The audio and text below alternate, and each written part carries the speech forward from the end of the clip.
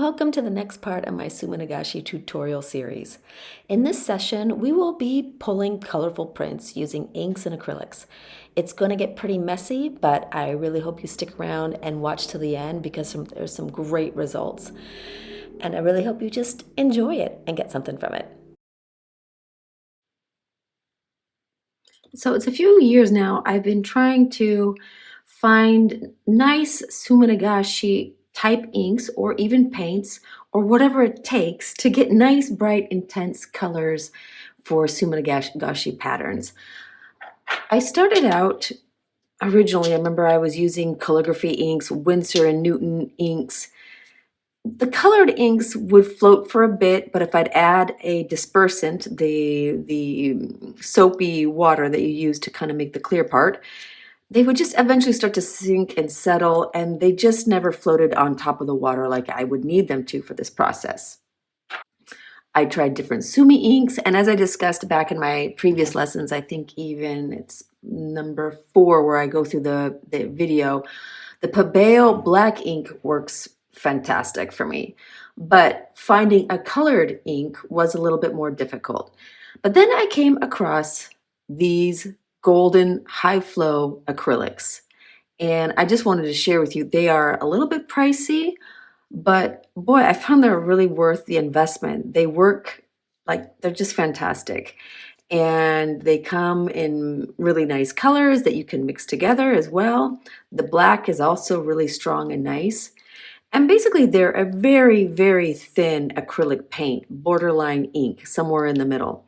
So I started playing with these and found them to just be just what I needed. Another alternative are these one for all ink cartridges.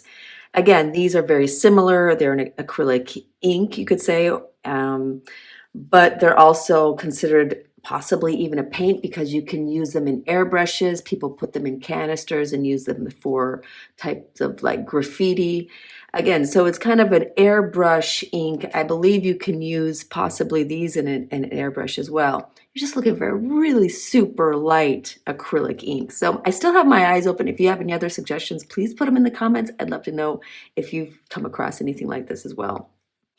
As far as the paper with these colored inks, one of the best results was just untreated copy paper. This was just the copy paper that I had at home.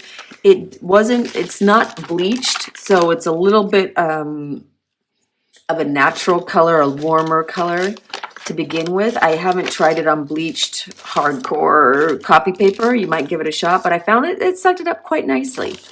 But that's pretty much the extent of it. If you wanted to try it on more of an alternative paper, I used it on some tea bag material, some Japanese rice paper. Again, you can see the inks just kind of slid off it. This was the dry roll paper. It just kind of runs right off the page. This is a hard cardstock copy paper. A little better result here, definitely, but still not as strong as papers that I had pre-treated, which you could go back and look at. I think it's part 2, where I treat the papers with an alum wash. But I do really like the results on different types of paper, gauzier paper, tea bag stain paper, some of these coffee filters I put aside here. I have some antique book pages. We'll see how that works. Some tissue paper.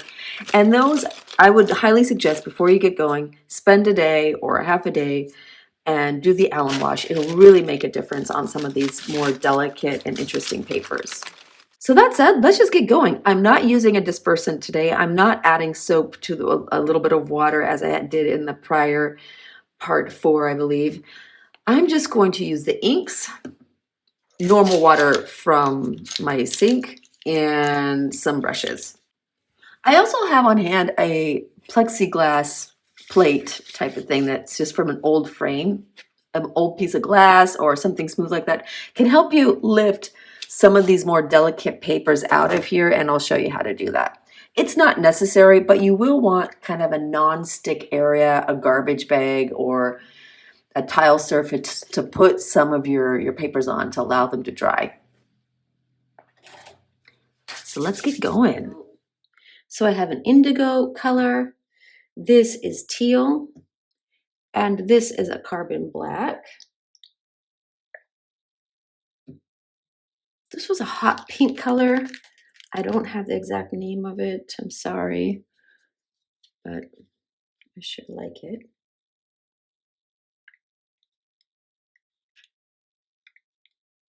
And you don't need much, but it's nice just to have the inks out ready to go. All right, so I'm just going to take two of my little Sumi brushes. Okay, and I'm not going to hold them in any proper way because I'm kind of random and chaotic about this. The first prints are always a little bit fainter, it seems, and I've kind of leave the water. It feels like the prints get stronger and bolder. Maybe there's more, I don't know, some type of chemical in the water that remains that allows, oh, I'm just dripping stuff and mixing stuff. Here we go. So as I was saying, there's kind of a chemical that remains in the water, and I just kind of leave it. So you can't even really see it right now, but we'll get there. We'll get there. These first ones are going to be just kind of light. Let's see, we can just do some black and blue.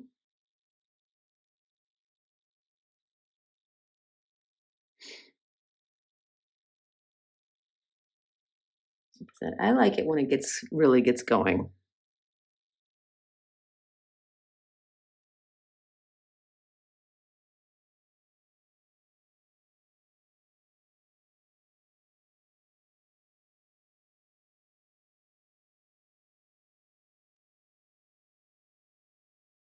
Okay, so things are starting to fall a little bit here. I can see, I might give it a little blow.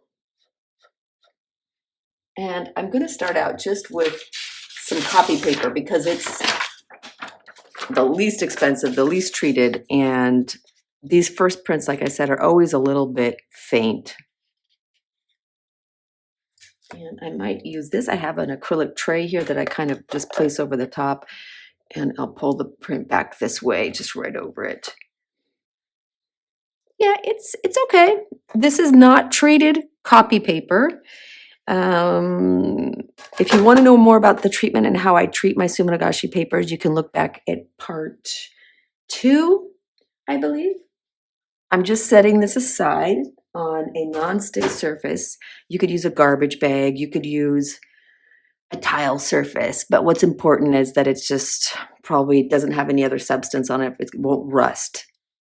Now, that was an untreated piece of copy paper. It turned out okay. I'm going to keep going a little bit, adding to this. I'm not changing the water. Like I said, I find that it gets better as you go with time here. So I'll start it with another one. Just adding these in. Again, I know there's people that do the two-handed position, ooh, but I don't know. I just like to have a different type of system going on, so I tend to use 2 hands.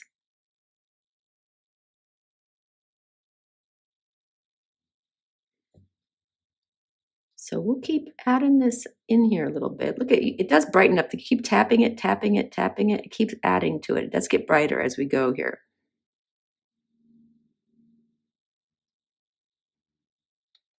I like to even add a little,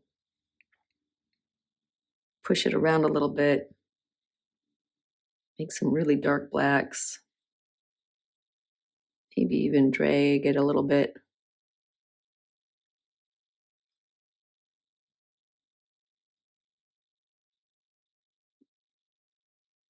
I mean, you don't have to do just a boom, boom, boom, boom pattern. You can play around with it. You can blow on it, see where it goes. Try not to mix up the inks too much, but that's part of it as well.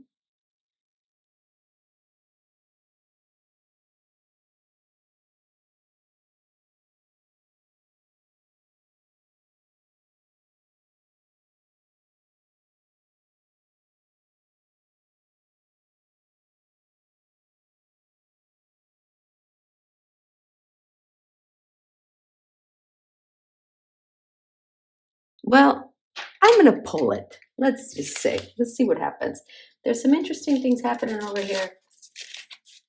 We'll just take a piece of avocado dyed paper and say, To heck with it. Let's do that. Grabbing my thing and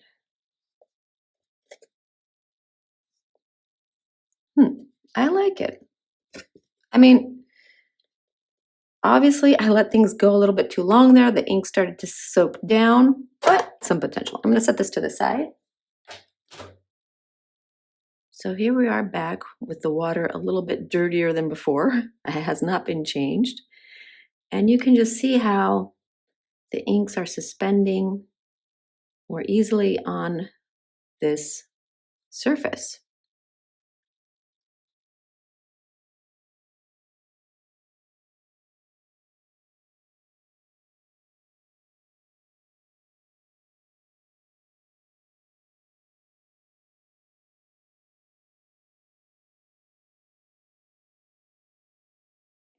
I really like these swirls that are happening over there. So I am going to go for it. I'm going to take this dyed paper here. This is a tea bag, or no, sorry, tissue paper. Dyed tissue paper with probably, looks like a tea bag ink, black tea ink. Let it sit, absorb, and pull it back.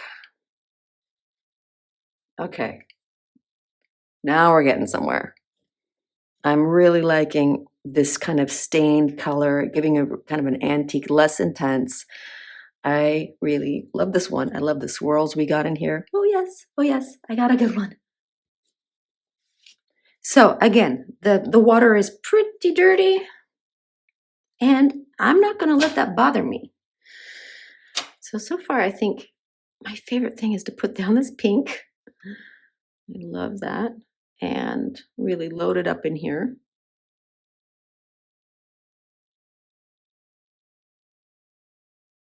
Get kind of an intense color going if we can.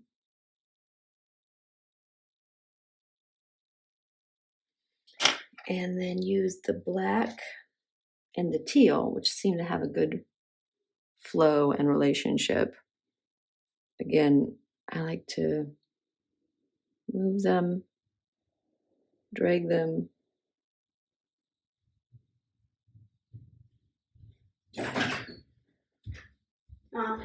I'm recording right now.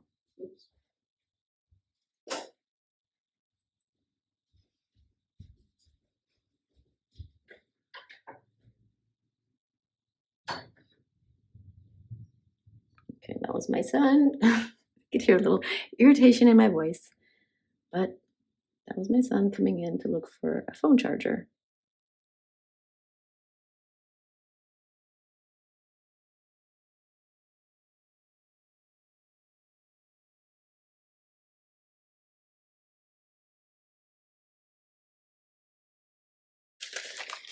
Tea stained paper, here we come. And let's catch this right on this pipe. This, I love it.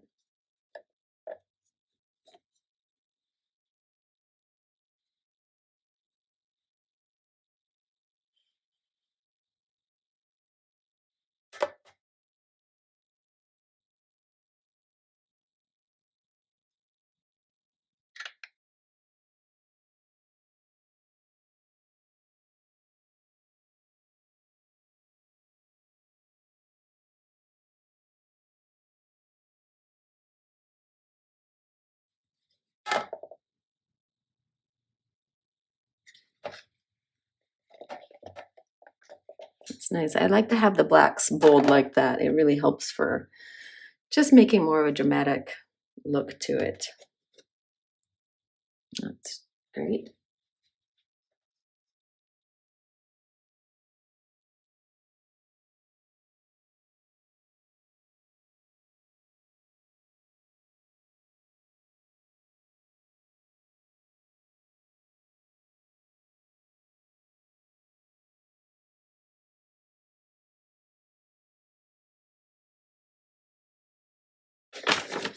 Let's see what this is. This is the black bean treated paper.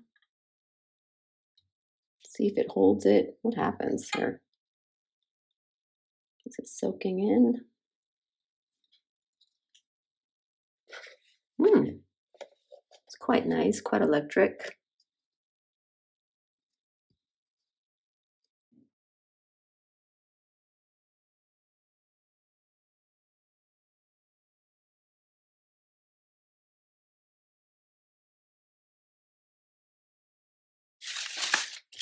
Let's do these avocado stain pages. Why not?